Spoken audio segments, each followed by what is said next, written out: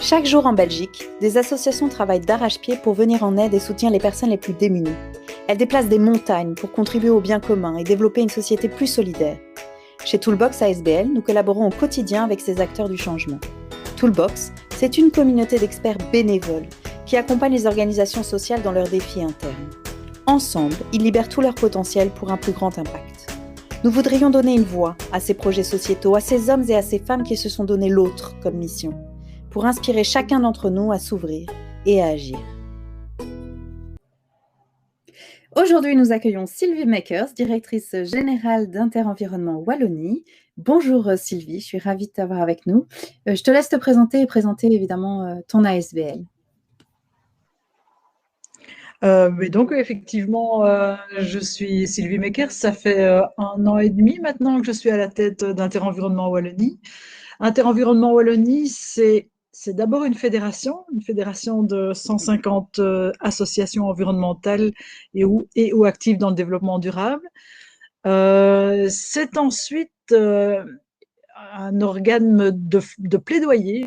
Nous sommes vraiment actifs dans tout ce qui est plaidoyer vis-à-vis des pouvoirs publics pour tous les dossiers qui sont relatifs à l'environnement, au développement durable. Et puis aussi, on fait de l'éducation permanente et on fait des formations justement pour pouvoir informer le grand public ou informer les différentes parties prenantes des enjeux qui nous occupent.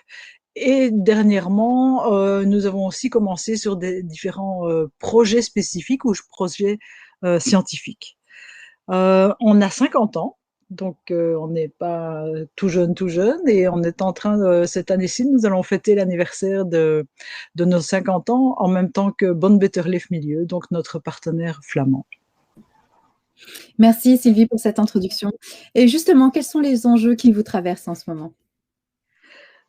Alors, on a vraiment un grand enjeu qui nous occupe, c'est vraiment de développer une structure stable, de manière à pouvoir justement assurer notre capacité à faire du plaidoyer et à développer nos activités d'information vers le grand public. Il faut savoir qu'à l'heure actuelle, nous sommes principalement subventionnés pour les pouvoirs publics et nous voulons prendre les devants sur d'éventuelles économie des pouvoirs publics dans ce genre de dossier. Et donc, nous voulons gagner petit à petit une certaine autonomie financière de manière à pouvoir être, je veux dire, responsable et capable de porter encore et toujours nos messages vers les différentes parties prenantes qui nous occupent. Donc, ça, c'est vraiment un enjeu. Et d'ailleurs, on a travaillé sur cet enjeu notamment avec les gens de Toolbox.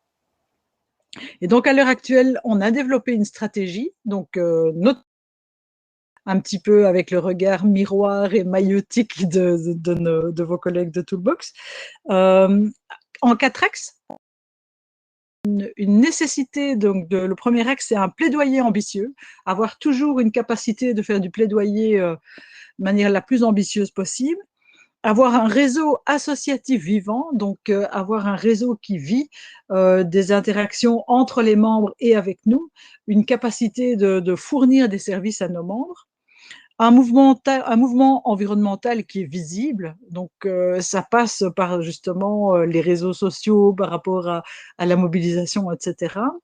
Et last but not least, une structure interne solide et capable justement de gérer très proprement et de manière très qualitative tous les enjeux de convention, de salaire, de personnel, de bien-être au travail, etc. Donc ça, c'est, voilà, in a nutshell, nos enjeux. Super, merci Sylvie, très clair comme enjeu. Peut-être une dernière question pour la route. De quoi vous êtes le plus fier, ou en tout cas, quelles sont vos fiertés du moment, toi et ton organisation ? Mais effectivement, on est très très content d'avoir pu réactiver une certaine mobilisation. On a maintenant de nouveau un chargé de mission mobilisation, un jeune homme qui vraiment qui prend les choses en main, qui mobilise les membres de la fédération et qui organise des participations ou qui travaille dans les coalitions, notamment la coalition climat par exemple. Donc tout cet aspect de mobilisation qui avait manqué à IOE pendant quelques années revient donc par le fait d'avoir engagé Ernest en l'occurrence, et on en est vraiment très heureux et très fiers de pouvoir justement dire ben voilà, IOE is back sur l'aspect de mobilisation. Donc ça, c'est vraiment une des fiertés qu'on a sur cette année-ci.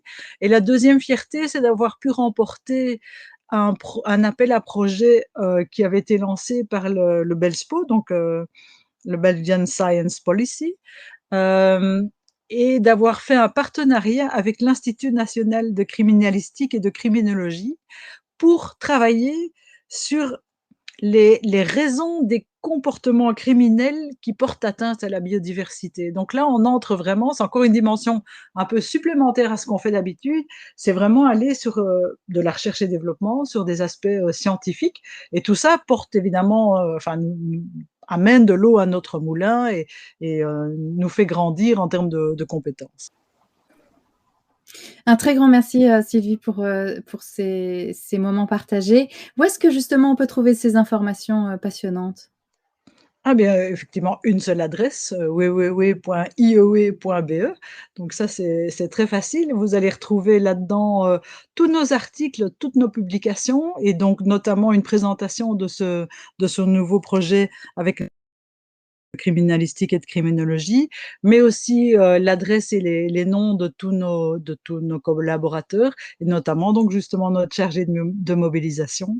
Donc n'hésitez pas à parcourir le site, vous allez trouver des tas d'informations très très intéressantes sur toutes les thématiques que nous couvrons.